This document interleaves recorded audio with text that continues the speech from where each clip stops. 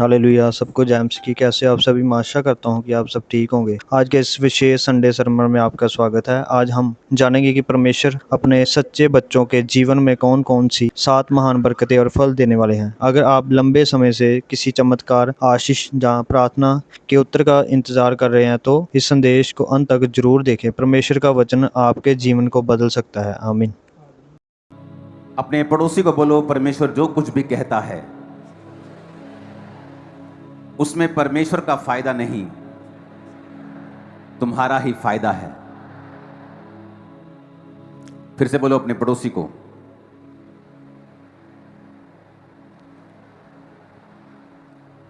फिर से बोलो, जो कुछ परमेश्वर तुमसे कहता है वो अपने लालच के लिए नहीं कहता, उसमें तुम्हारा ही फायदा है। आमीन। वचन जो आज आप पढ़ेंगे वो है मत्ती 5 उसकी 10 से 14 आयत,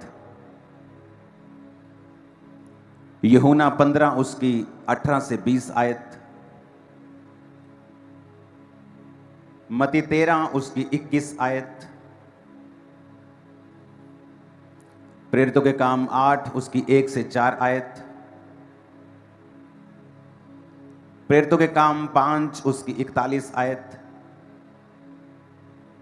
पहला पत्रस 4 उसकी 12 आयत, दूसरा तीमुथियुस 3 उसकी 12 आयत, प्रेरितों के काम 4 उसकी 29 से 31 आयत।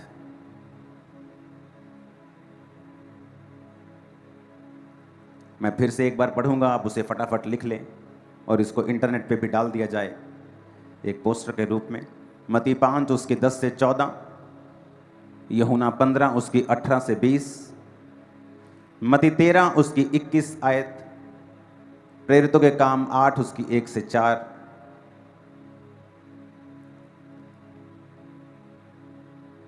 इन आयतों को लिखते लिखते अपने पड़ोसी को फिर से बोलो, बोलो ध्यान से लिख। जो नोट करता है वो नोटिस किया जाता है परमेश्वर के द्वारा।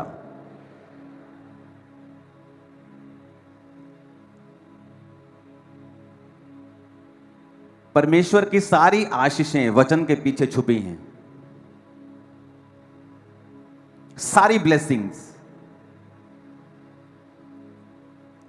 और जैसे जैसे मेरे जीवन के दिन बीतते जा रहे हैं और मैं एक्सपीरियंस करता जा रहा हूं, वैसे वैसे मेरा विश्वास और दृढ़ होता जा रहा है डे बाय डे। क्यों? क्योंकि मैं वर्ड को पूरा होते हुए देख रहा हूं, अपने जीवन में भी, अपने जीवन में भी और उनके जीवन में भी जो वचन को मान रहे हैं। परमेश्वर ने जो मुझे मैसेज दिया था क्रूसेड टाइम, गुरदासपुर क्रूसेड में आपने उस मैसेज को सुना कि परमेश्वर ने कहा कि तुम सबको ये आज्ञा है कि जाओ और सुसमाचार सुनाओ। और ये 1-2 साल पहले की बात है जब परमेश्वर ने मेरे हृदय में ये मैसेज डाला था पुराने नियम से कि उसने अपने याजकों को बेस्ट दाख रस, बेस्ट तेल देने का कमांड किया था, वायदा किया था कि मेरे याजकों को बेस्ट चीजें मिलेंगी। ये एक प्रतिबिंब था, ये एक आने वाले समय का एक मैसेज था कि जो लोग मेरी सेवा करेंगे उनकी लाइफ में मैं जो ब्लेसिंग्स दूंगा वो बेस्ट होंगी। पैसे वाले लोग भी वैसी ब्लेसिंग्स नहीं पा पाएंगे अपने पैसों के दम के ऊपर। आज इस कलीसिया में मैं 1-2 नहीं, सैकड़ों शादियों को जानता हूं जो उनके पैसे की वजह से नहीं, परमेश्वर की वजह से उनको अच्छे पार्टनर्स, अच्छी पार्टनर्स मिली हैं। और दुनिया में आप न्यूज़ सुन रहे हैं, करोड़ों रुपए के मालिक हैं, एक लौता बेटा है, फिर भी लड़कियां उन्हें मार रही हैं। और यंग जनरेशन जो आने वाली है उनका मैरिज के ऊपर से विश्वास उठता जा रहा है। मैरिज बुरी नहीं है, लेकिन आज मैं आपको बताता हूं, मैंने ऐसी कई टेस्टिमनीज इस हफ्ते सुनी हैं। जब परमेश्वर आपको ये कहता है कि ये करना है, हमें पता क्या लगता है कि परमेश्वर मुझसे कुछ काम लेना चाहता है। मैं बड़ा फनी खान हूं जी, मैं तो बड़ा जबरदस्त आदमी हूं, परमेश्वर मेरे पीछे लगा हुआ है, हर बार प्रोफेसी होती, प्रभु तुझे इस्तेमाल करेगा। मैं ही नहीं मान रहा हूं, हम बड़े बड़े बनने की कोशिश करते हैं। लेकिन हमें यह नहीं पता कि हम बेवकूफ़ हैं इस मामले में। कभी इस बात की टेस्टमनी मत दो कि मैं तो हाथ से नहीं आंदा सी, रब ने मैनू इदां छुया। नो नो नो, ये टेस्टमनी नहीं है, ये बेवकूफ़ी थी जो तुम कर रहे थे। एक टेस्टमनी मेरे पास आई कि एक, आप चाहे जितने मर्जी भले हों, अगर आप वचन पूरा नहीं कर रहे हैं, आप भले होने पर भी आपकी आशीषें उनसे कम हैं जो कम भले हैं। थर्सडे मैंने बताया था कि परमेश्वर ने 1999 में 1999 में दुनिया का सबसे बड़ा पेंटिकोस्टल स्ट्रक्चर, पेंटिकोस्टल चर्च जो नाइजीरिया में बनी थी, वो सबसे गरीब देश में परमेश्वर ने क्यों चुना बनाना? क्योंकि उस पास्टर की गवाही थी कि वो अपने टाइथ को भूलता नहीं था जब वो गरीब था, और चर्च का और पर्सनल टाइथ वो निकालता था और निकालता था और निकालता था, और परमेश्वर ने उस गरीब देश में भी सबसे बड़ी चर्च को खड़ा कर दिया। आज वही चर्च दुनिया का सबसे बड़ा स्टेडियम बना रही है, जो दुनिया के सबसे बड़े स्टेडियम, इंडिया के सबसे बड़े स्टेडियम से दुगना। क्यों? परमेश्वर साबित करता है कि अगर तुम मेरे वचन को पूरा करोगे, कोई मायने नहीं रखता तुम्हारा देश कौन सा है, जाति कौन सी है, परिवार कौन सा है, बैकग्राउंड कौन सा है, मैं तुम्हें किसी भी रीति से कहीं से भी इतना आशीषित कर सकता हूं जितना अमीर देशों में उतने बड़े चर्च नहीं बने जितना गरीब देश में बन गया। अमेरिका में भी बहुत बड़े बड़े चर्चेस हैं,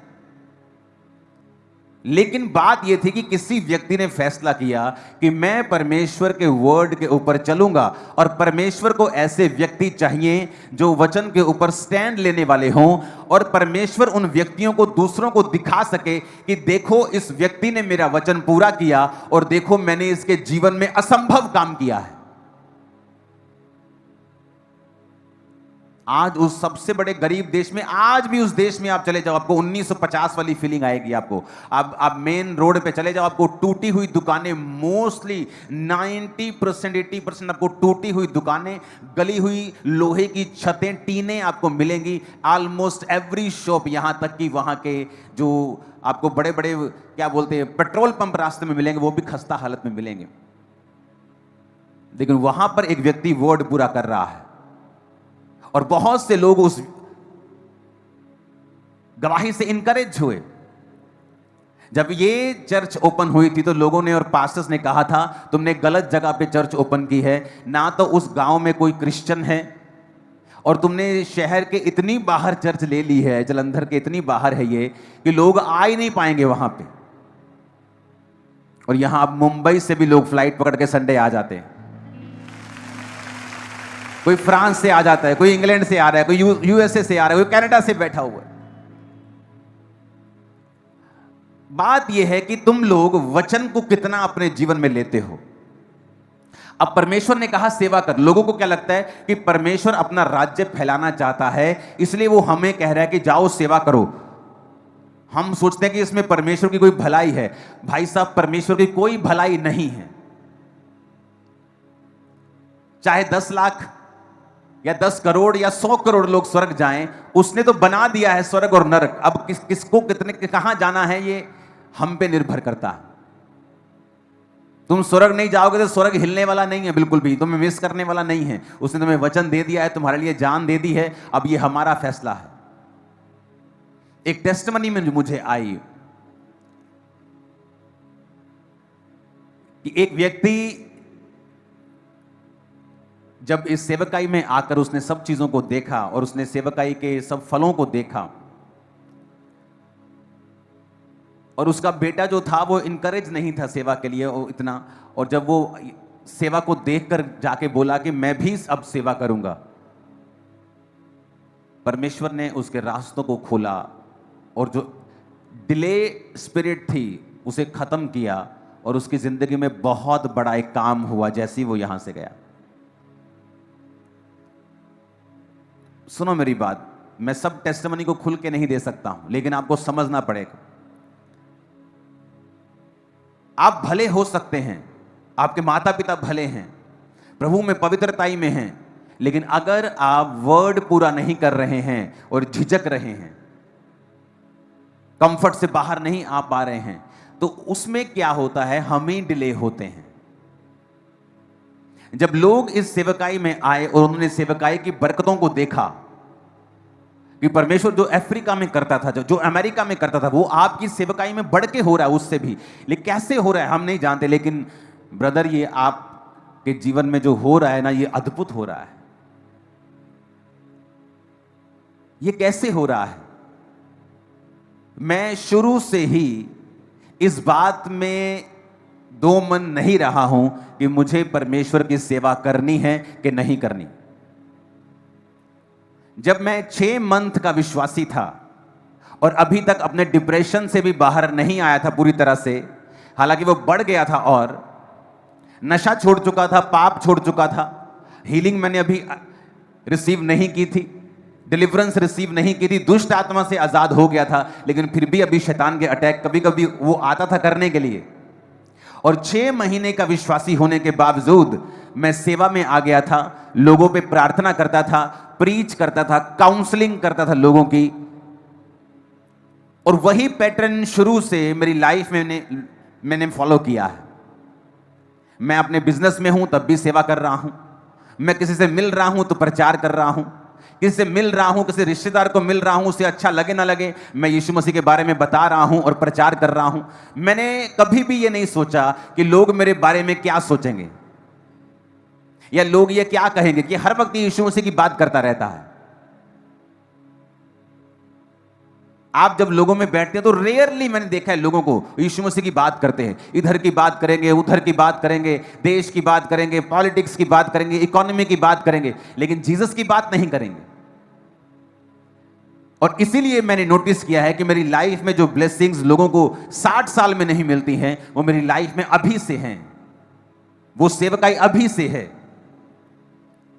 और इमेजिन करो अगर अभी हमने वो पैटर्न फॉलो करके यहां पहुंचे हैं तो फ्यूचर कहां होगा। Too glorious. जो लोग बेचारे देख नहीं पा रहे, उनकी आंखें चुंधिया रही हैं, वो तो अंधे हो जाएंगे फ्यूचर में। जो देखने वाले हैं वो, उनकी तो आंखें बंद हो जाएंगी, क्योंकि ये परमेश्वर का प्लान है आप लोगों के लिए।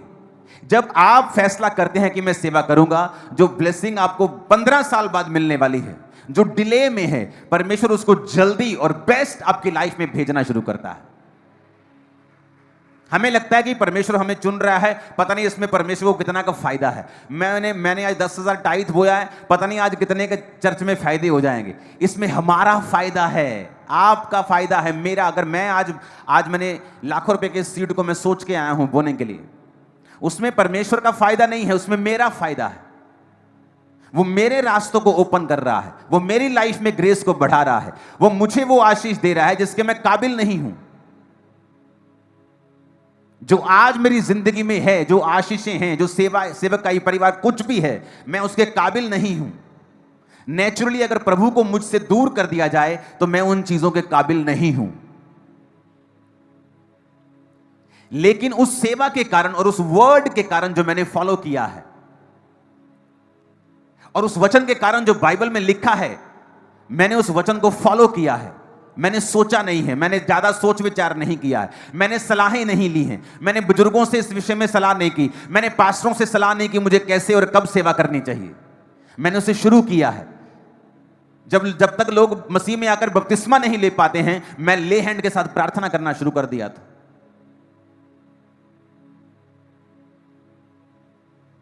हालेलुया। ऊंची आवाज में कहो हालेलुया। और मैंने देखा है कि लोगों ने टेस्टिमनी दी है कि ब्रदर आपकी सेवकाई से जब हमारे बच्चे उत्साहित हुए हैं और उन्होंने कहा है कि हाँ हम फुल फ्लैश सेवा करेंगे, तभी परमेश्वर ने देखो एक ऐसा काम किया जो 33 साल से नहीं हो रहा था, जो पिछले 15 साल से नहीं हो रहा था, पिछले 10 साल से नहीं हो रहा था। और परमेश्वर ने इतनी जल्दी कर दिया, हम हैरान हैं। क्यों? चाहे आप भले हैं, पवित्रताई में हैं, लेकिन जब तक आप परमेश्वर के लिए फुल फ्लैश खड़े नहीं होते हैं, वो भी आपके लिए फुल फ्लैश काम नहीं करता है। आपकी सारी दुनिया की ब्लेसिंग्स आपकी सेवा और परमेश्वर के वचन के पीछे छुपी रहती है। आप एक डॉक्टर हो सकते हैं राइट नाउ चर्च के अंदर, बहुत से इंडिया के बड़े बड़े हॉस्पिटल्स हैं, बहुत बड़े बड़े जो बिलियनियर्स के हैं, और वहां के डॉक्टर्स इस चर्च को फॉलो करते हैं। आप एक बड़े डॉक्टर हो सकते हैं, लेकिन आपकी मेजर मिनिस्ट्री है प्रचार करना, आपकी सेकेंडरी मिनिस्ट्री है लोगों को हील करना एक डॉक्टर के रूप में। आप एक इंजीनियर हो सकते हैं, आपकी सबसे पहली सेवकाई है प्रचार करना, और इंजीनियर आप इसलिए हैं कि आप अपने जैसों को प्रचार कर सकें, अपने परिवार का पेट पाल सकें, अपना जीवन गुजारा कर सकें और परमेश्वर के रास्ते में अच्छी तरह से चल सकें। इसलिए परमेश्वर ने आपको वो कमाने का जरिया दिया है। जब मैं मसीह में बड़ा हो रहा था तो इतनी बातें नहीं जानता था। तो मेरे साथ एक औरत थी जो सेवा करती थी, और जब वो सेवा करती थी तो एक बात बोलती थी कि मैं अपनी कुड़ी नू सेवा च नहीं पाना। तब मुझे इतनी समझ नहीं थी, क्योंकि उसे सेवकाई में दुख नजर आते थे, परसिक्यूशन थी, प्रॉब्लम्स थी। लेकिन कई बार कुछ दुख ऐसे होते हैं जो सेवा के कारण नहीं होते, बल्कि सेवा को अच्छी तरह से ना करने के कारण, और इमेच्योरिटी, जो आत्मा में हम मैच्योर नहीं होते, संपूर्ण नहीं होते, और हम सीखते हैं और गलतियां करते हैं। कई बार वो इन वजहों से हमारी जिंदगी में होती हैं, और जब वो इन वजहों से होती हैं, हम अगली जनरेशन पर भी वो कर्स रिलीज कर देते हैं कि नहीं नहीं, मैं अपने बच्चे को सेवा में नहीं डालूंगा। कई बार पास्टर जो खुद नहीं बोता, खुद टाइथ नहीं बोता, खुद बीजों को नहीं बोता है, और वो खुद फाइनेंशियली तंग होता है, और जब बच्चे अपने पिता की ओर देखते हैं और देखते हैं कि इसको हमारी फीस कलेक्ट करने के लिए संघर्ष करना पड़ता है, घर का बिल पे करने के लिए संघर्ष करना पड़ता है, और वो ये कहते नहीं, हम सेवा में नहीं आएंगे, हम यीशु को तो मानेंगे लेकिन सेवा नहीं करेंगे, और वो दुनिया के और तरीके अपनाने लगते हैं, और दुनिया के पढ़ाई करने लगते हैं। और पढ़ाई करना अच्छी बात है, लेकिन उनका जो मेन नजरिया होता है वो ये होता है कि हम सेवा में नहीं बल्कि दुनिया में से अपनी चीजों को हासिल करेंगे। और धीरे धीरे उनकी लाइफ में भी स्ट्रगल शुरू होता है, डिसअपॉइंटमेंट शुरू होती है, क्योंकि वो अपने पिता की ओर देख रहे हैं, और उन्हें अपने पिता की ओर नहीं देखना। सबसे पहले, चाहे वो मेरे बच्चे हों या आपके हों या उनके हों, उनको अपने ऊपर वाले पिता की ओर देखना है कि वो क्या कहता है। आमीन। क्योंकि वो सबसे प्रथम है। जब वो ऊपर पिता की ओर देखेंगे और वो देखेंगे कि पिता ऊपर वाला ये कह रहा है कि जा और मेरी सेवा कर, जा और जब जातियों को चेला बना, जा और सब जातियों को बता, मानना सिखा उन आज्ञाओं को जो शुरू से लेके अंत तक मैंने तुम्हें मानना सिखाई हैं। सब जातियों को चेला बनाकर बाप बेटा पवित्र आत्मा के नाम में उन्हें बैप्टाइज कर। अगर वो स्वर्गीय पिता की आवाज को सुनेंगे तो उन्हें मालूम होगा कि परमेश्वर ने हमें काम के लिए बुलाया है। और वो औरत जब बोलती थी मैं अपनी बेटी को सेवकाई में नहीं डालूंगी, हाँ मेरा बेटा सेवा करेगा। जब बेटी बड़ी हुई, उसकी शादी हुई, बहुत सुंदर लड़की, अच्छी लड़की, डाइवोर्स हो गया।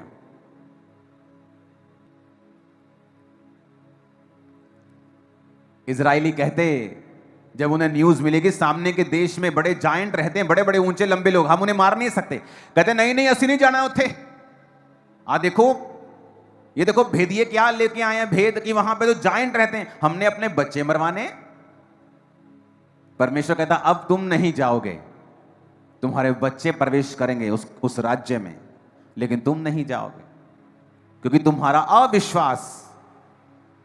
अविश्वास ये साबित करता है कि अब तुम वहां नहीं जाओगे।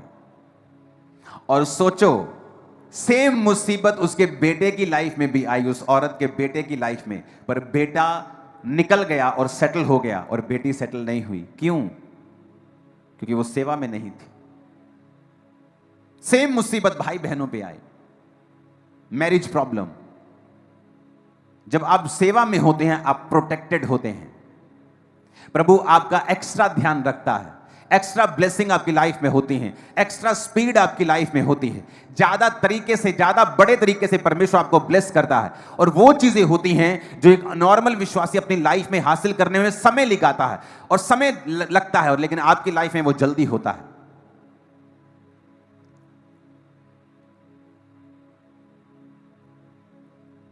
और मैंने जब जैसे जैसे जीवन में बिताता जा रहा हूं, मुझे परमेश्वर का वचन और दृढ़ लगता जा रहा है कि तुम्हारे कन्फेशन से ही कि तुम 15 साल से, 10 साल से, 12 साल से, 8 साल से एक चीज का इंतजार कर रहे हो, लेकिन जैसे ही तुमने कन्फेस किया और जैसे ही अपने मन को परमेश्वर की सेवा की ओर लगाया, परमेश्वर ने उसी रात रास्ता खोल दिया और दिखाया, देख तूने सही डिसीजन लिया, अभी हेवन खुल गया। सोच जब तू करेगा तो क्या होगा, जब तू करेगा तो फिर क्या होगा, सोच, इमेजिन कर। हालेलुया।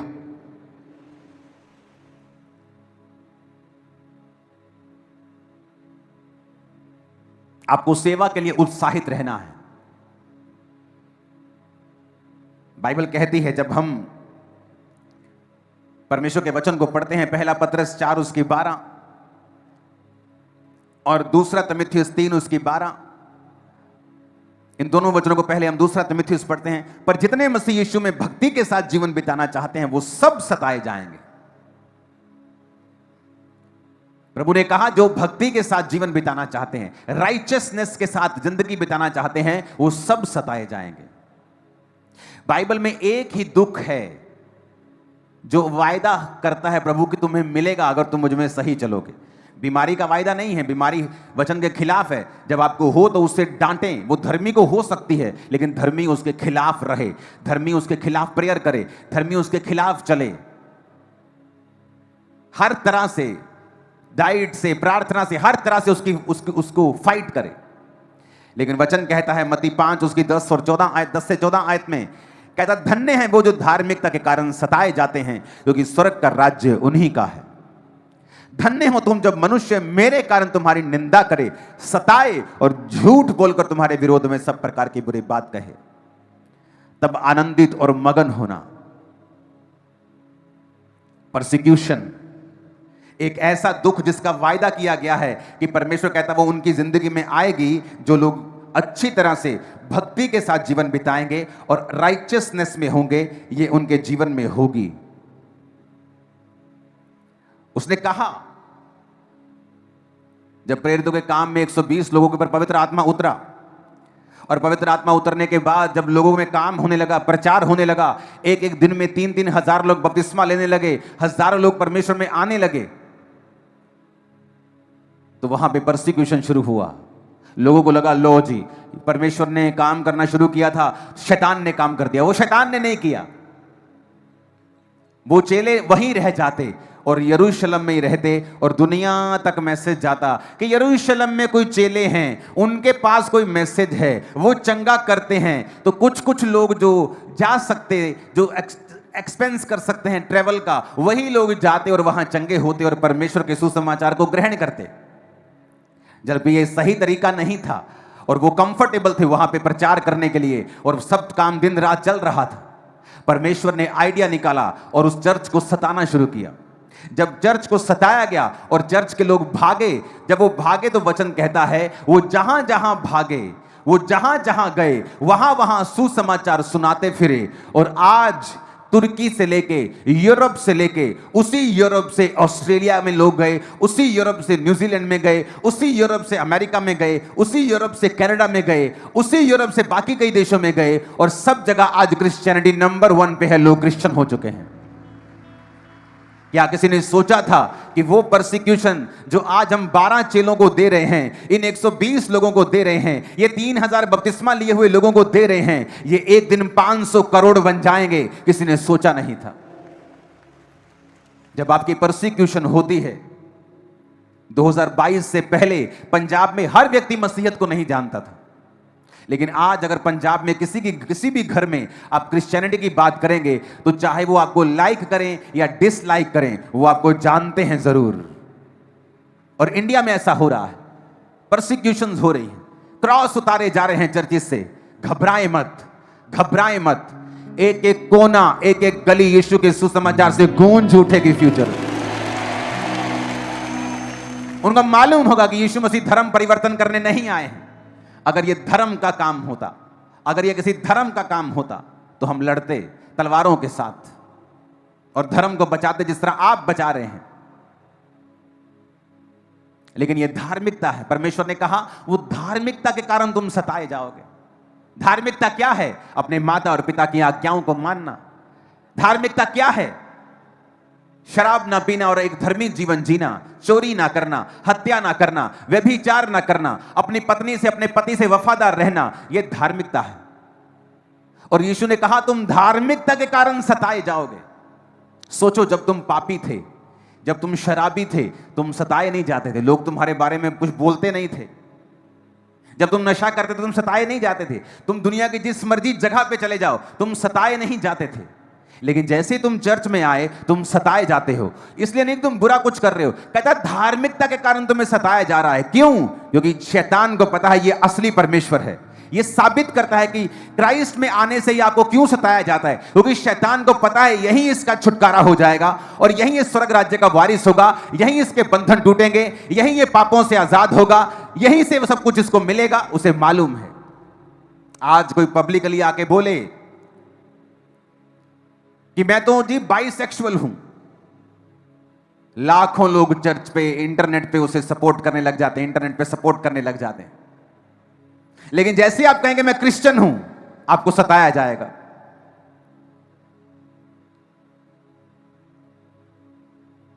कोई आदमी बोलेगा मुझे औरत से नहीं आदमी से प्यार है, उसको सपोर्ट करने वाले आपको लाखों मिल जाएंगे। लेकिन जैसे आप बोलेंगे मैं क्रिश्चियन हूं, आपको सताया जाएगा। यीशु ने कहा यह निशानी है कि स्वर्ग में तुम्हारे लिए एक बड़ा फल है। यह निशानी है कि परमेश्वर का आत्मा तुम में वास करता है, और यह निशानी है कि परमेश्वर का राज्य अब फैलने जा रहा है। आमीन ऊंचे वाला चाहिए चर्च।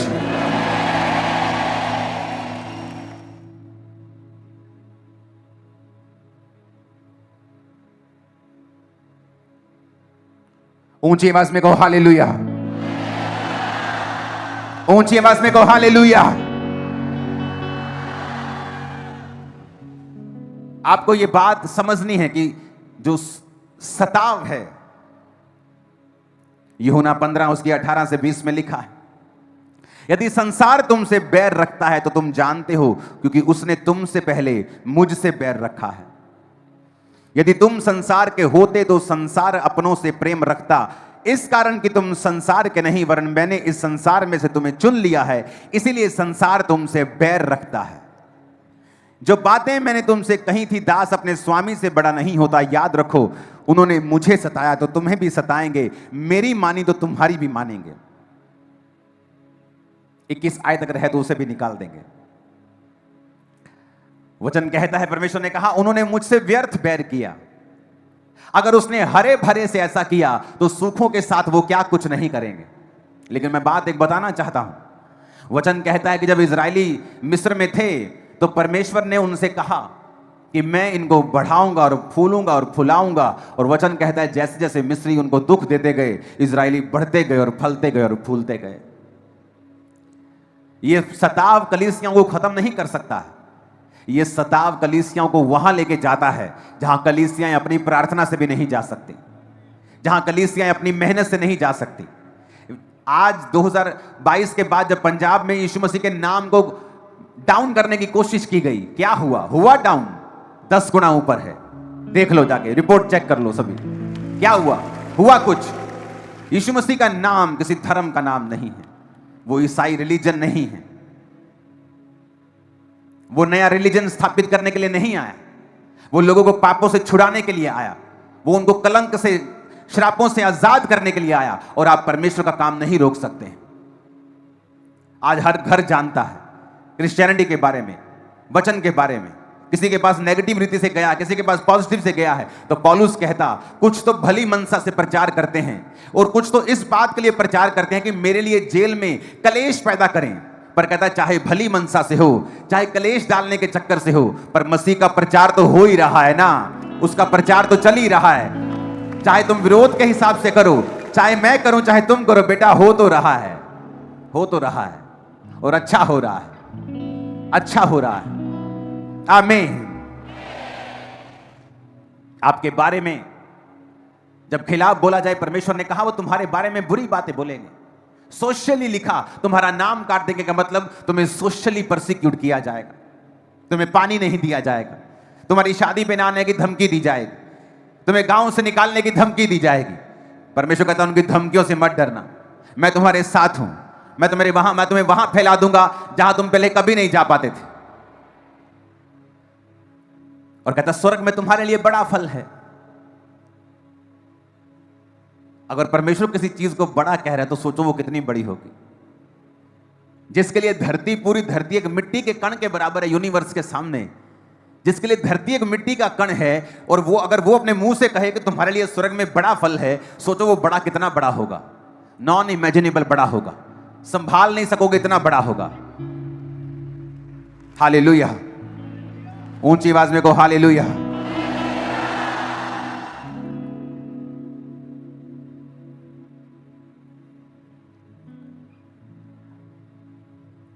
प्रेरितों के काम 8 उसकी 1 से 4 में लिखा है, उस दिन यरूशलेम की कलीसिया पर बड़ा उपद्रव आरंभ हुआ और प्रेरितों को छोड़ सब के सब यहूदिया और सामरिया देशों में तितर बितर हो गए।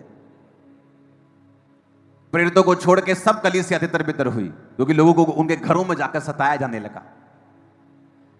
प्रेरितों को कुछ को कम सताते थे क्योंकि लोग उनके संग होते थे, उन लोगों का डर होता था, लेकिन लिखा वो कलीसिया को सताने लगे। गांव गांव जाके, नगर नगर, शहर शहर, जैसे आज सताया जाता है वैसे ही वो घर घर जाके कलीसिया को सताने लगे। और लोग फिर फिरे इधर उधर, कोई रिश्तेदार के पास गया, कोई दूसरे देश में, कोई साथ की स्टेट में, कोई किधर गया, और लिखा जहां जहां वो गए वहां वहां सुसमाचार सुनाते फिरे, और वहां वहां परमेश्वर का काम हुआ। आज जहां जहां उस सुसमाचार का बीज आप देखते हो, वो सारा बीज उसी समय डाला गया था।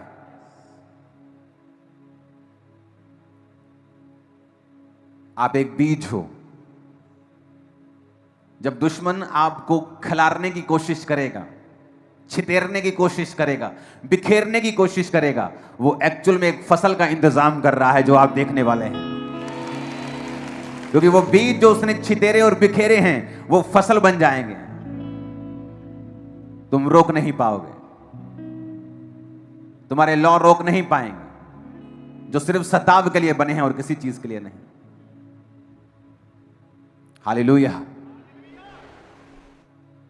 ये वो समय है, परमेश्वर ने कहा कि तुम आनंदित होना। अपने अपने पड़ोसी को बोलो, तू आनंदित होना। प्रेरितों के काम 5 उसकी 41 में लिखा है, वे इस बात से आनंदित होकर महासभा से निकाल दिए गए कि हम उसके नाम के लिए अपमानित होने के योग्य तो ठहरे। कहता पतरस जो प्रेरित थे वो इस बात से आनंदित हुए कि हम परमेश्वर के नाम के लिए अपमानित हुए। उन्हें वो अपना मेडल लगा। पास्टरों का मेडल बड़ी चर्च, बड़ी गाड़ियां नहीं है, ये तो अविश्वासियों के पास भी है, पाप करने वाले, नशों को बेचने वाले लोगों के पास भी है, अपने शरीर को बेचने वाली लोगों के पास भी है। लेकिन कहता तुम्हारा मेडल है, अगर तुम्हें मेरे नाम के कारण सताया जाए, ये तुम्हारी उपलब्धि है। सोच लो कि तुम्हें मेडल मिल रहे हैं, किसी को सिल्वर, किसी को ब्रॉन्ज, किसी को गोल्ड। कहता जितना बड़ा सताव उतना बड़ा मेडल। ये हमारा मेडल है, ये हमारा अचीवमेंट है। कहता इससे आनंदित होना। परसिक्यूशन से बचने की कोशिश मत करो। मेरे इस लड़की की शादी कहां होगी? So stupid. वो परमेश्वर क्या शादी नहीं करवा सकता? वो इतना छोटा है क्या? मेरा सरपंच मुझसे दूर हो जाएगा, मेरा पॉलिटिकल कैरियर बर्बाद हो जाएगा। अरे जिन्होंने पॉलिटिकल कैरियर के हाईएस्ट पॉइंट पे जाकर भी जिनके बच्चे और जिनके ग्रैंड बच्चे खुदकुशियां कर रहे हैं, वो कुछ नहीं कर पाए, तुम क्या कर लोगे? आज सफलता के लेकर भी बड़े बड़े लोग, बड़े बड़े आर्टिस्ट बोलते हैं कि मैं सोचा कि जब मैं हाईएस्ट लेवल पे सक्सेसफुल हो जाऊंगा मैं खुश हो जाऊंगा। और मैंने क्या देखा कि जब मैं हाईएस्ट लेवल की सक्सेस को, करोड़ों रुपए की सक्सेस को हासिल कर लिया, तभी मैंने देखा मैं खुश नहीं हूं। बड़े बड़े लोग आपको, बड़े बड़े आर्टिस्ट कहते हुए मिलेंगे, मुझे मेरा दिल करता था कि मैं ये शरीर छोड़ दूं, मैं ये शरीर को त्याग दूं, मैं मर जाऊं। क्यों? क्योंकि वो रियल हैप्पीनेस, वो वैक्यूम है उनकी लाइफ के अंदर जो सिर्फ परमेश्वर पूरा कर सकता है। वो परमेश्वर की सेवा उसे कंप्लीट कर सकती है।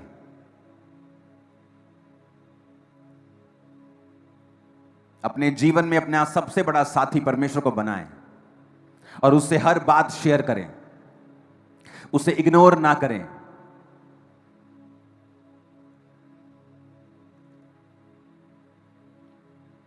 अगर आप उसे अपना साथी बनाएंगे और उसे उससे प्रेम करेंगे, वो लाइफ टाइम आपके संग रहेगा, आपको शर्मिंदा नहीं होने देगा, वो आपकी हर चीज को कंप्लीट करेगा, हर कदम में वो आपके साथ होगा। उसको पहला माने, उसको प्रथम प्यार करें। चाहे आपकी एंगेजमेंट हो गई है, लेकिन आपका साथी आपको छूने ना पाए जब तक आपकी शादी नहीं होती है, क्योंकि आप परमेश्वर के हैं। आज अपने पार्टनर को खुश करने के चक्कर में परमेश्वर को नाराज कर बैठो और वो कर्स लाइफ टाइम आपको फॉलो करे, आप ये नहीं चाहेंगे। हमें ऐसा जीवन जीना है जो परमेश्वर को प्रसन्न करे। वचन कहता है जब दानियेल शेरों की मांद में से निकाला गया तो उसने कहा, मैं शेरों की मांद में से निकाला गया हूं राजा, क्योंकि मैं परमेश्वर के सामने निर्दोष पाया गया हूं। परमेश्वर के सामने कहता मैं निर्दोष पाया गया हूं, मेरा विवेक मुझे एक भी बात में दोषी नहीं ठहराता है, मैं परमेश्वर के सामने निर्दोष पाया गया हूं। अपनी लाइफ को ऐसा बनाएं कि आप निर्दोष हों, शेर आपका बिगाड़ नहीं पाएंगे। वो सिचुएशन जहां आप कुछ नहीं कर सकते हैं और सामने शेरों के समान एनिमी है, परमेश्वर उनके मुंह को मिरेकलसली बंद करके रखेगा सदा के लिए। जब आप उन परीक्षाओं से बाहर आएंगे, खरोच का निशान भी आपके चेहरे पर, आपके लाइफ पे नहीं होगा इन जीसस ने। वचन कहता है जब शद्रक मेशक अबेदनगो बाहर आए उस आग की भट्टी से, तो लिखा उनके मोजों तक में, उनकी जुराबों तक में जलने की बू तक नहीं आई, उनके कपड़ों तक में जलने की बू नहीं आई। और जिन्होंने उनको भट्टी में डाला था वो बाहर ही मर गए थे, और जो भट्टी के अंदर थे वो 3 नहीं वो 4 थे, और एक परमेश्वर के पुत्र के सदृश्य था। और लिखा जब वो बाहर आए तो उनमें जलन की बदबू तक नहीं थी। हालेलुया। हमारा परमेश्वर जीवित है और हम अच्छे होने के कारण सताए जाएंगे, धार्मिकता के कारण सताए जाएंगे। आप शराबी बन जाओ, लोग सताएंगे नहीं।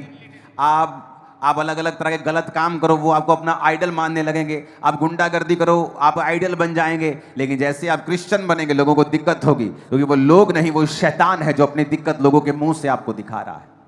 कभी सोचा है कि क्रिश्चियन बनने पर ही सताव क्यों आता है? लोग बोलते हैं ये तो फॉरेन का धर्म है। क्रिश्चियनिटी गोरों का धर्म नहीं है। क्रिश्चियनिटी गोरों के देश में पैदा नहीं हुई।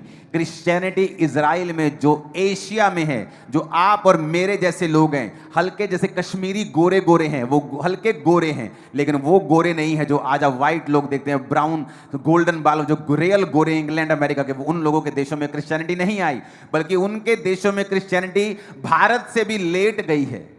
भारत में तो पहली सदी में क्रिश्चियनिटी आ गई थी, और थोमा ने यहां पे सन 52 में प्रचार करना शुरू कर दिया था, जो परमेश्वर का चेला था। लेकिन उन देशों में क्रिश्चियनिटी, कई देशों में तो 1500 ईस्वी के बाद गई है। जिन्हें आप गोरों का धर्म कहते हैं, वो गोरों का धर्म नहीं है। हालेलुया।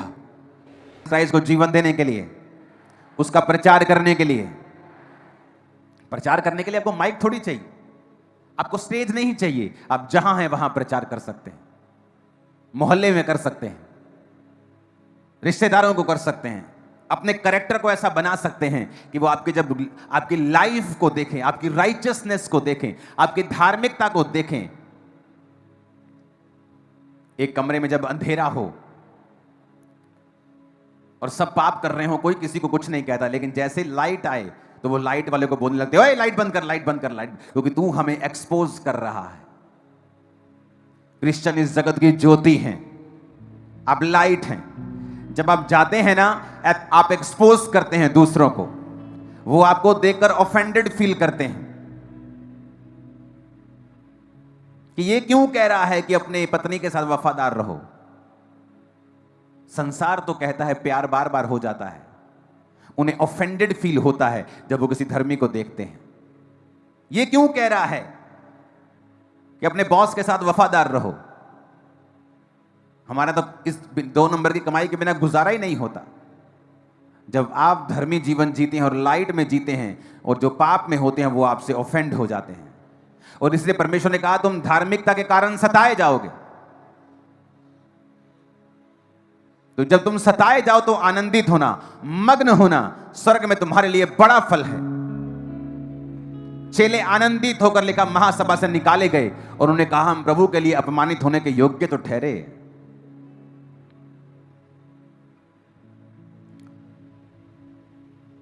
लेकिन बाइबल कहती है आज की परीक्षा दुख की बात जान पड़ती है, लेकिन यह दुख की नहीं बल्कि आनंदित होने वाली बात है। आज याद रखें, आपको सेवा करनी है। सिर्फ पास्टर्स को, प्रेरितों को सेवा नहीं करनी, हर एक व्यक्ति को यह हुक्म दिया गया है कि जाओ और प्रचार करो। उसके पीछे आपकी बरकतें छुपी हैं, उसके पीछे आपकी लाइफ की बेस्ट चीजें छुपी हुई हैं जो खुदा ने रखी हुई हैं। चाहे आप बेहतर हैं, बेस्ट हैं, गुड कैरेक्टर में हैं, तब भी वो चीजें आपकी लाइफ में एंटर नहीं करती जब तक आप इस वर्ड को फॉलो नहीं करते। ये मेरा एक्सपीरियंस कहता है, अब मैं बोल सकता हूं इस वचन को कि आप गुड हैं, लेकिन अगर आप इस वचन को फॉलो नहीं करते हैं, वो ब्लेसिंग्स डिले में आती है।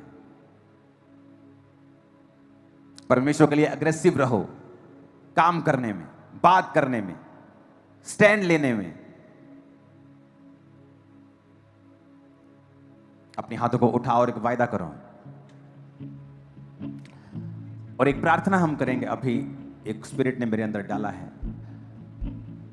आप प्रेयर करेंगे ये हॉल, ये चर्च बड़ा हो अगले कुछ ही महीनों में। ओके, क्योंकि ये हॉल अब छोटा लगने लगा है मुझे, और हम चाहते हैं पीछे से इसको एक्सटेंड किया जाए और 40 से 50 हज़ार लोग और बैठने का इंतजाम हो इसी हॉल में।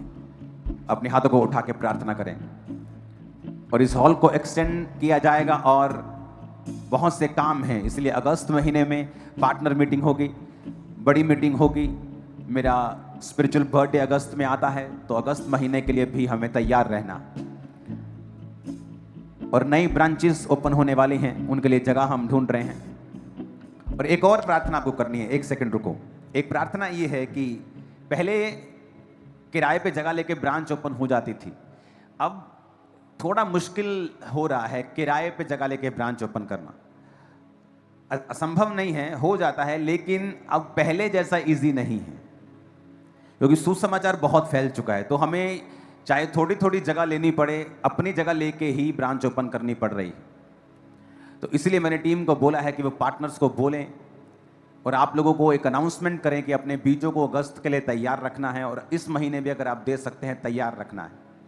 नई ब्रांचेस की घोषणा हम जल्दी करेंगे इन जीसस नेम, बड़ी बड़ी ब्रांचेस की घोषणा। यदि आज का संदेश आपको आशीषित करता है तो वीडियो को लाइक करें, अपने परिवार और दोस्तों के साथ शेयर करें और चैनल को सब्सक्राइब करना ना भूलें। कमेंट में लिखें, मैं यीशु पर विश्वास करता हूँ। परमेश्वर आपको और आपके परिवार को भरपूर आशीष दे। जय मसीह की।